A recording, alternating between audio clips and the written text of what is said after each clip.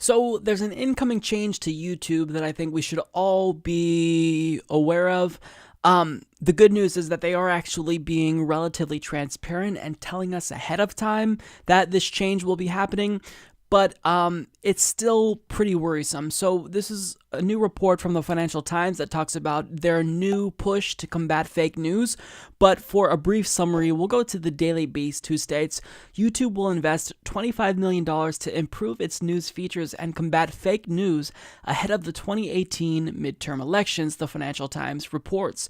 The company said it would invest in more authoritative news videos to counter the conspiracy theory clips that plague the site. It would also insert text articles in feeds when breaking news occurs and will roll out an information panel promoting videos from legitimate news groups. Neil Mohan, chief product officer at YouTube, told reporters that taking videos down would not be part of this effort. News events are going to be questioned, rightly or wrongly. People will have a conspiratorial opinion. We want users to make decisions for themselves, he said. While Facebook and Twitter have been mostly taking the heat in the fight against disinformation, followers of QAnon, conspiracy theory, and far-right personalities have used the video hosting website as a platform. This is very worrisome. Is fake news a problem on YouTube? Absolutely. I don't think any of us will deny that fact, but the problem is that if you try to combat fake news specifically, if you try to target conspiracy theorists, it's really difficult to not also bog down independent media creators like myself who don't peddle bullshit. We just give our commentary on pressing political issues. And furthermore, they state here, they assure us, that they're not going to be deleting conspiracy theory videos, but they could effectively delete them by using their algorithm to bury them. And I'm not in favor of individuals like Alex Jones. I'm not saying that you delete his channel, because I wouldn't agree with that.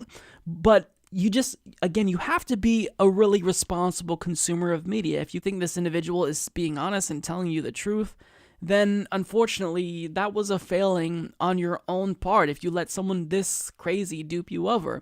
And even if it is the case that conspiracy theorists are able to thrive on YouTube, well, YouTube also created this platform that allowed for independent media to thrive, media that's free from corporate influence.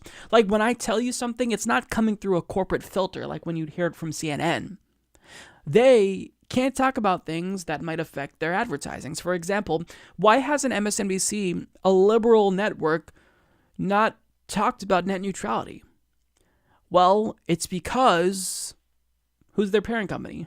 Comcast. So everything that these cable news outlets or these, quote, authoritative news sources say, it's filtered through large multinational corporations. So we need independent media. And the problem with any tweaks to the algorithm or any changes or any attempts to fight fake news is that these algorithms, even if they are improving, they're still not smart enough to decipher differences between someone just talking about terrorism on YouTube and someone who's promoting it.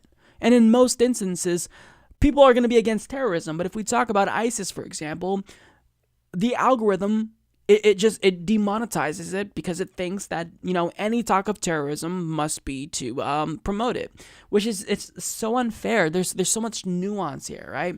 So I don't know how this will affect us thus far. I'm perfectly fine with them showing articles next to the videos. Like, they're talking about including Wikipedia sources about, let's say if there's a video about the Apollo moon landing, they'll have a Wikipedia article next to it so you can't end up getting duped by a video that tells you that the moon landing was fake. So I'm okay with that.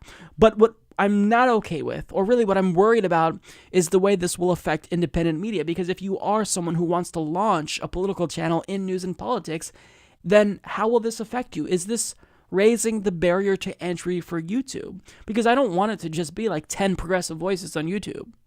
It shouldn't be just myself, Kyle Kalinske, David Pakman, David Dole, Cenk Uygur, and others being the sole authoritative voice on progressivism. People should be able to join the conversation and start YouTube channels if they feel as though there's something missing in all of our commentaries and whatnot. But I'm worried that this is going to further dissuade people from getting involved when I think a lot of people have really insightful things to say about politics.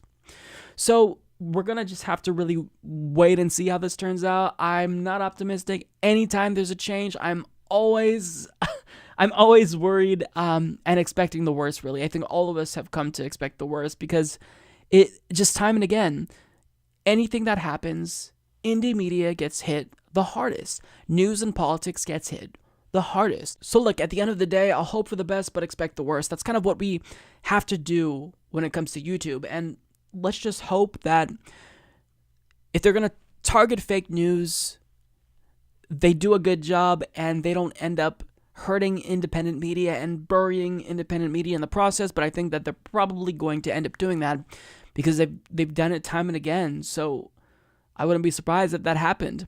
And look, the problem, again, I'll say this about fake news.